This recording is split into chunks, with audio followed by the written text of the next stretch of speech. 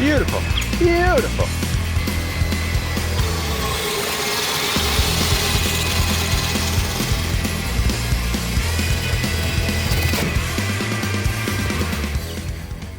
If you have watched the previous videos in this series, the Rational Spec Series, just hit the playlist button, then you know that our foundation walls are kind of all over the place because we had a pretty massive slope difference, not just across the back, but really across the back to the front. I think it was something like 102 inches.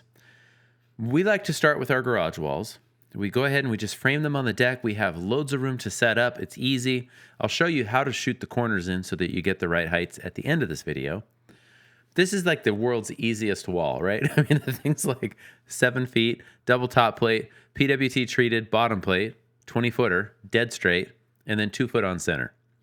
If you're going to do this, we have to make sure that we pull our layout all the way off the corner behind me. We're going to circle back around to that as we go along. And then, of course, in the future, I'll show you how we kind of changed up layout when we came to the roof, and I'll explain why. For this video, though, we're just framing all of the garage walls. This gets our feet wet. We're back into framing. We're going to leave the wall held up by the forklift. Jordan is going to go ahead and install the Titan HDs. We don't use cast-in-place anchor bolts. Again, you saw that in the previous videos, but we're going to do that as we go now.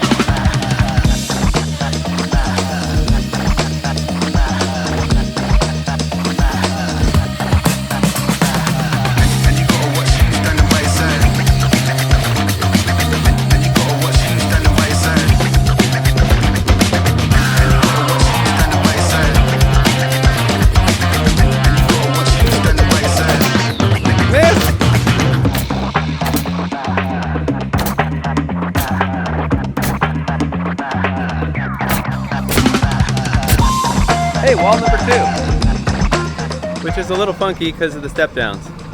But Kyle's going to back up and we'll go bombing off to that side. So here is the funky wall. You can kind of see at the end of that other clip that we were plumbing the step down. I didn't trust pulling a number from left and pulling a number from right, even though we had snapped our layout. And sure enough, it's a little out of plumb. I'll own it. But it fits. It fits pretty well. I like to run a screw through the top plates. That's going to hold it for now. You can see that we did not overlap them. That doesn't matter. You just strap them. There's a lot of overthinking on the YouTubes and the Instagrams. That is the Max HN120 high-pressure concrete nailer. We can nail wood to steel or wood to concrete. That is just to tack it to the line. It took Jordan some help to kind of beat it to the line from the outside. We're going to go ahead and drill every other stud bay. We only need to be 5 foot on center. Since our studs are 2 foot on center, we just go every other stud bay. It makes it real easy. We're going to drive those Titan HDs as we go just to clamp it down. Then it's not going to go anywhere. Didn't get a chance to get the gable on there. It is what it is. It was a miscommunication on my part to get trim out. We're using Expert Finish from LP, and it was, I think the body color was back ordered. We could get the trim color, but then we have to paint the back, and it's like, let's just keep rolling. We got good weather. So that's what we are doing. It's all about improv.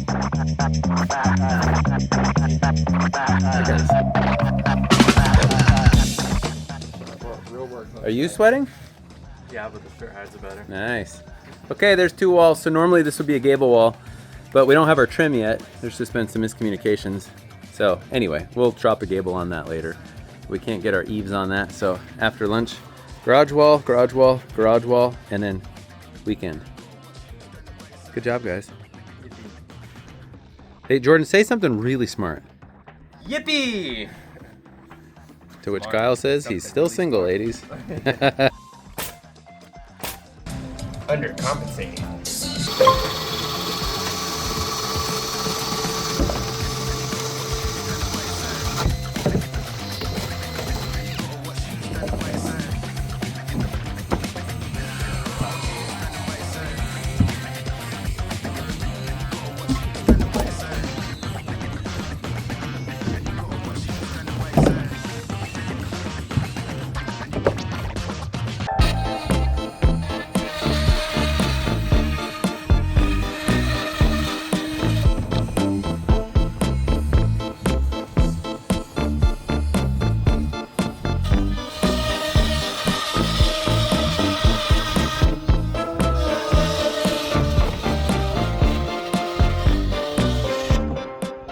Hey, top of the Saturday morning to you, everybody.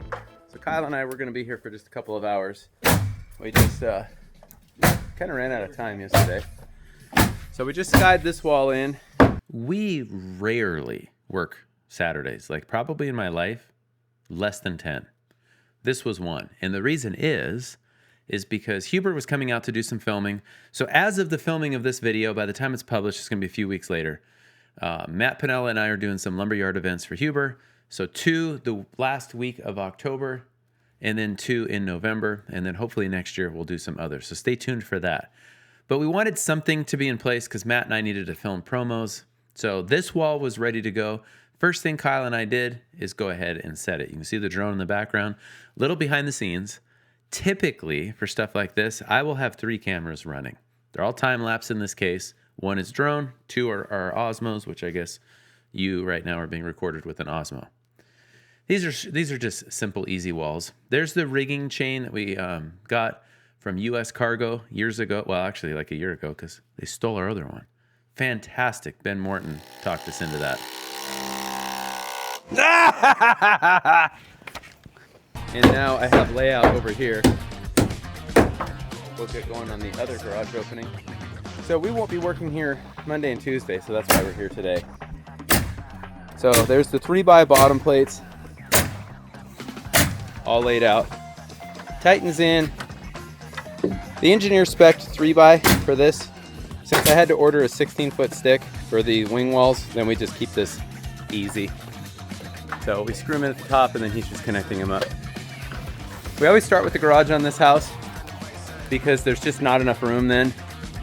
Like what we basically like to do is get them built over here and skied in behind me because these big walls are going to take up a lot of room.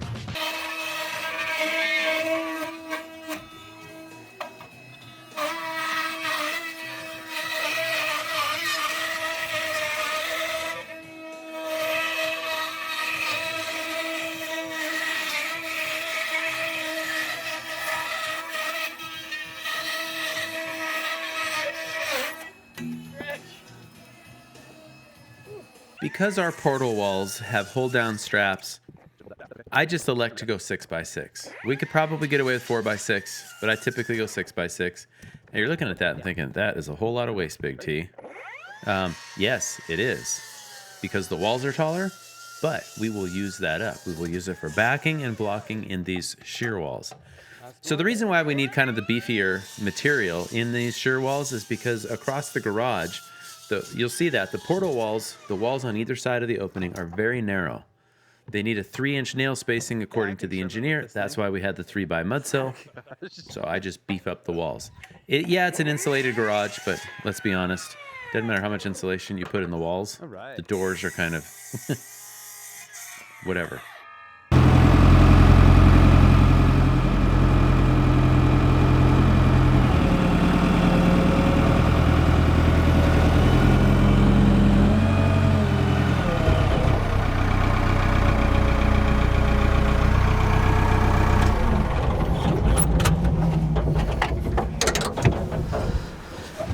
Okay, this week's video is sponsored by Squarespace. So I don't have the time to be building myself a website. I've been using Squarespace for the last 5 years, and the reason I chose it was because I am not a web designer, I am a framer. So if you are looking to build a website, I highly recommend Squarespace. There's AI tools, there's templates. All I did, it probably took me a couple hours total. I just picked some templates and then trying to figure out what I was going to put on the website. If you need a website and you don't have time, you just want to do it easy and it's very professional looking, then head over to squarespace.com. Now, if you go to squarespace.com/awesomeframers and use the code awesomeframers, then you can get 10% off your first domain or website. Thanks to Squarespace for sponsoring this video. All right, so here is the front opening, the double car garage door. So 6x6s for the hold down straps, those guys. And since this wall is shorter, the straps, you know, we're using them as trimmers. The straps just fill in so that we can just blast the portal wall framing right across there. And it's also backing. It's also backing for the garage opening. We just have to add a little piece there. I'm including a bunch of this footage, not because the router on the stick is that cool. It's been 5 years, I think, what was that, 2022 that we put it on? What's the math? 3 years, that's all? No, I think it's been 4 years. Anyway, that router though, that router is the same one that we've been using since like February of 2019. We just changed bits. All the people that said we were gonna burn it up routing zip, it's made to route oak, people. Anyway, it's just to show kind of the process here. I mentioned the portal walls. We're not really measuring anything. There's like one piece here that has to get measured. We can route it with the flush bearing bit. And an idiot brutes thing. See, there's the scrap. That seems like a lot of waste. I just put it there. And then I route it off. The thing is, I went the wrong way. Also, there's some really ugly, I don't know. I don't like pressure treated wood. It is what it is. You can see the 3x at the bottom.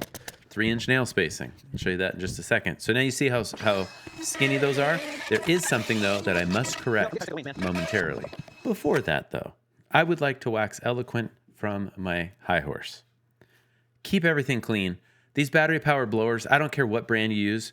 For I don't even know how long, probably since the 90s, we've tried to keep a backpack blower. I always flood it, but if anybody can flood a small engine, it's me. You have to keep mix. Somebody always spills the mix, etc., etc. The battery powered blowers make it so simple. You can see the dust in the background there. That drives me nuts. So it's like one of the first things that I will do. My preference is blow everything off before you leave. Anyway, the router makes a lot of dust. So as I went through and nailed that, you could see that's a lot of nails. That's the 3-inch nail spacing. In the background, you can see essentially what we're doing is building a moment frame out of wood.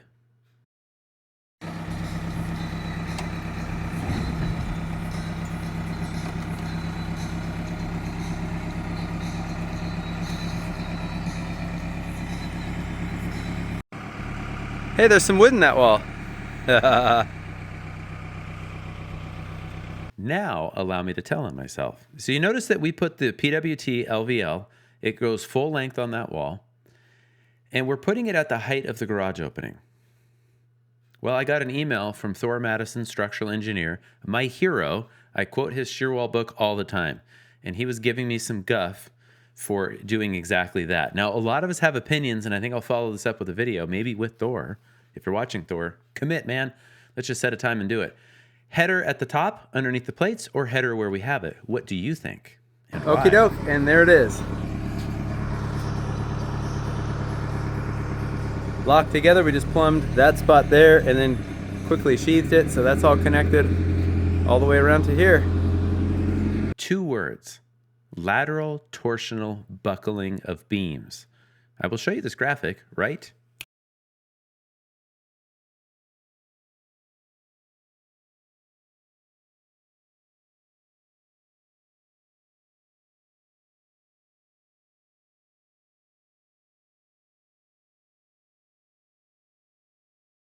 Now this 4-foot wall is a shear wall.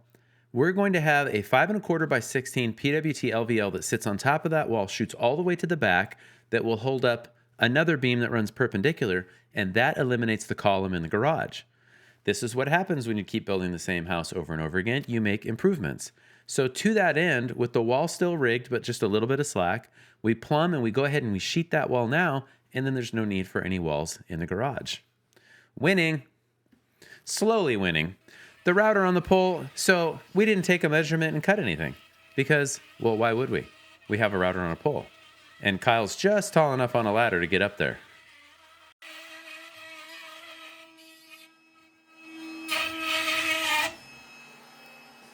Maiden voyage, Matt's never done this before.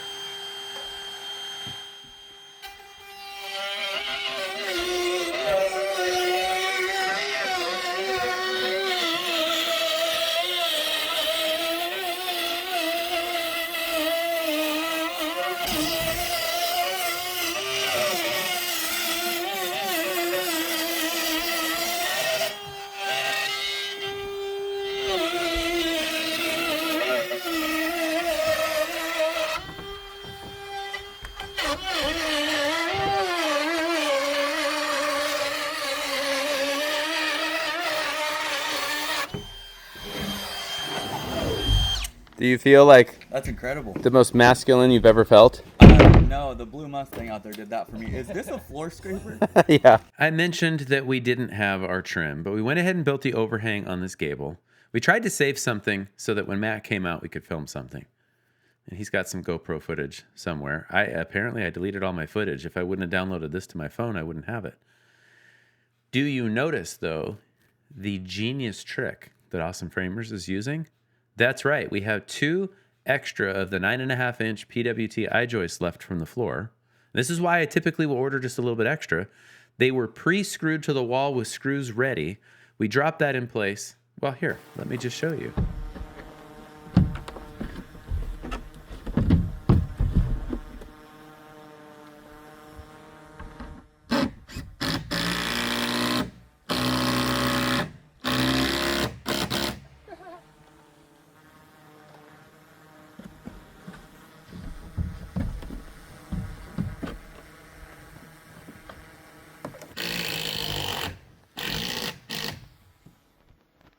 So how did we get all the wall heights? Well, allow me to show you in the rest of this video. It has to do with using the Stabila LAR350 rotary laser and control points. Okay, if you come over here, what I want you to do, Kyle, is I'm gonna place this in place. Fast is high, slow is Kyle.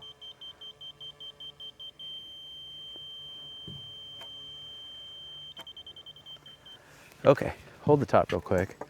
We're just gonna mark this. Let me see that. This will be our control point. And then there's less math to do later. We've already done it. So I have 57.5 strong. You wanna double check me? 7.5. Okay, we'll just call it that. So that is from our control point, CP, 57, 57, 1/2.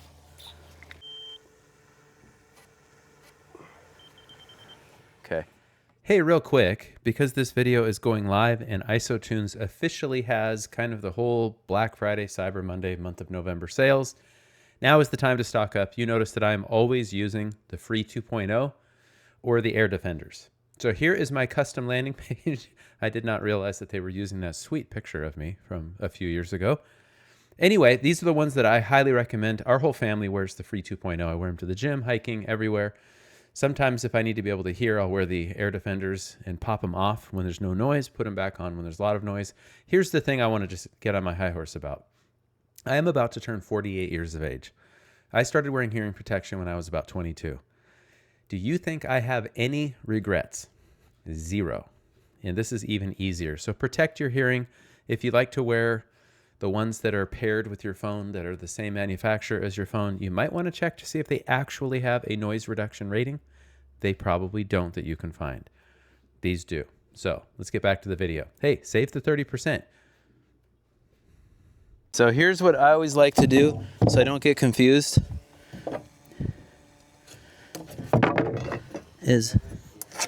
And for now, I'm not even going to do that. I'm just going to write CP so we know. And I'm going to write an arrow so I know what the top is. And if you want, mark the face of it, then I don't have to transfer it. We'll save a move. Plus the, yeah, 57. CP with an arrow. Okay, I'm going to leave this right here. We'll do the same on this end.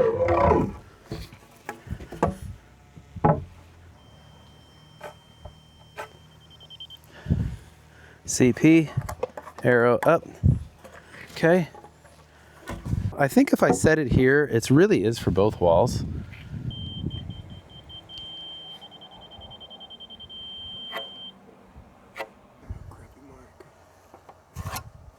At least this one we can do this.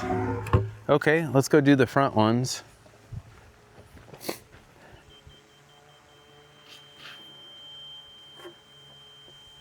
You want to mark that? I'll hold it. Yeah, this isn't going to be as fun.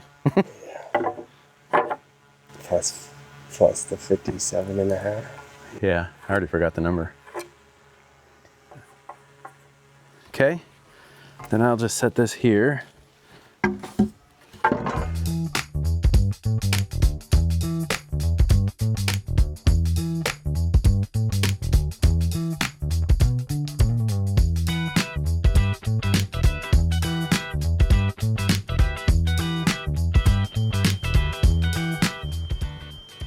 Do you want a real pencil?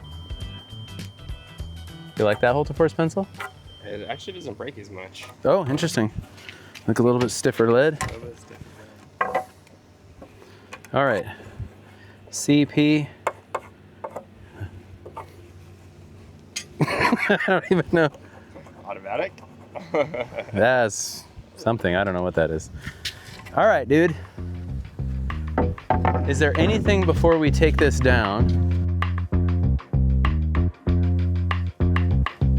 We went ahead and framed this to the very top of the roof plane, and we're going to attach the overhangs after the sheet. Allows us to run continuous insulation, the zip R, from the bottom of the mudsill all the way to the top of the wall where it meets the roof deck. How do we know that's all gonna work? Thanks for asking. Let me show you how to lay it out in what I think is an idiot-proof way to do it, and that involves a story pull. Okay, so let me show you how to get this wall height. We use that corner to set the heights for everything. So downstairs we have 9-foot walls, which are 104 5/8 studs, plus the bottom plate, plus double top plate. So that nets out to be 109 1/8 total height for this back wall. Set it on the subfloor. And you see how that works up there. We have our standard height wall, height above plate, and then we deduct our top plates for this rake wall. Incidentally, we did the identical thing where it crosses over there and then on the outside, and we saved those story pulls.